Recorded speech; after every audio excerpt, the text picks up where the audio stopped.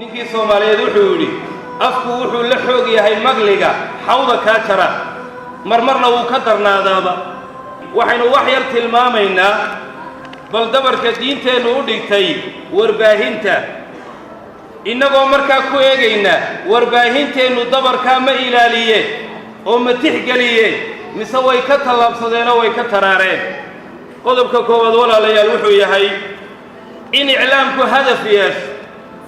warbaahintu waa inay hadaf leedahay hadaf saxa waa inay leedahay oo ilaahay u dhaweynaya oo adduunyada wax ka qabanaya oo ummadda wax u taraya waa inaanay noqonin wasiilo lagu ganacsado lacag lagu helo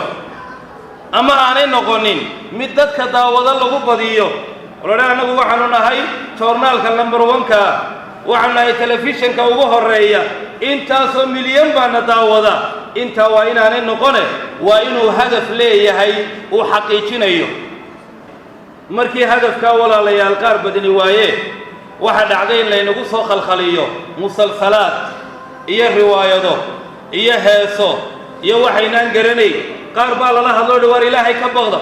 oo musalsalaadkan baatilka joojiya waxay yiraahdeen suuqana laga saaraya qaar kale musalsalka daarayo hawada waan ka baxaynaa markaasaanu hawada ugu jirno oonu number 1 u ahaano waa inaan ummadda wax walba u soo turjunno teetana ummadii ay xaaladda iyo faraha ka baxdo meel xunna ay ku dhacdo qodobka labaad dadka mas'uuliyiinta ka iyo kuwa ka shaqeynaya inay ilaahay muraaqabeeyaan inay ogaadaan ereygay ku dhawaaqayaan in maalin kale la su'aalayo wuxuu nabigeena kariimkii leeyahay calayhi salaatu wassalaam adoon baa ku hadlaya kelmad aanu dan weyn ka gelin oo laakiin ilaahay raali gelinaysa markaasaa darajaad fara badan lagu dalacsiiyaa kelmad yaru iska yidhi midna kelmad kale ku dhawaaqa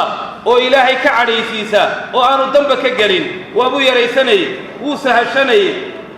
markaasay jahannamo ku fogaysaa in ka fog bari ilaa galbeed ayaa lagu sii daayaa jahannamo wal ciyaadu billah waa markuu qofku ka fiirsan waayo eraygu odhanayo hadduu laakiin been u qasto oo uu been sameeyo oo barabagaando alifana kaba daran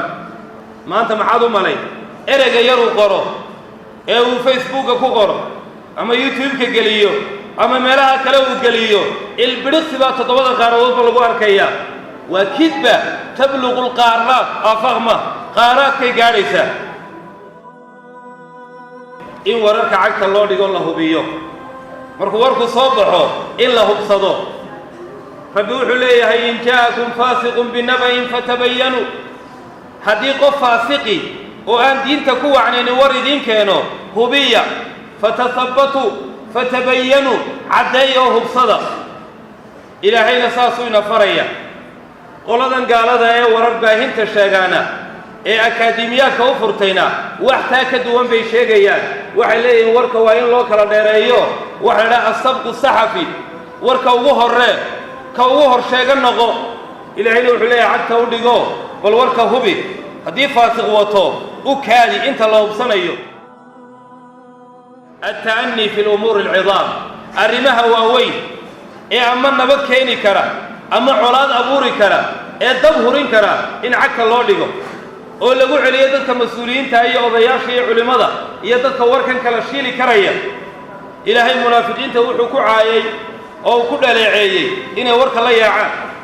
وإذا جاءهم أمر من الأمن أو الخوف أذاعوا به وحي صوت على ويفافيا إن أفكا غفرنا ذمه in cadaalad loo sameeyo qiimaynta dadka iyo dawaa'ifta iyo kooxaha waxa dhacda qofku ciduu jecel yahayna inuu weel ugu miiso ciduu neceb yahayna weel kale ugu miiso ku jecel yahay dambiga weyn uu galu qarinaya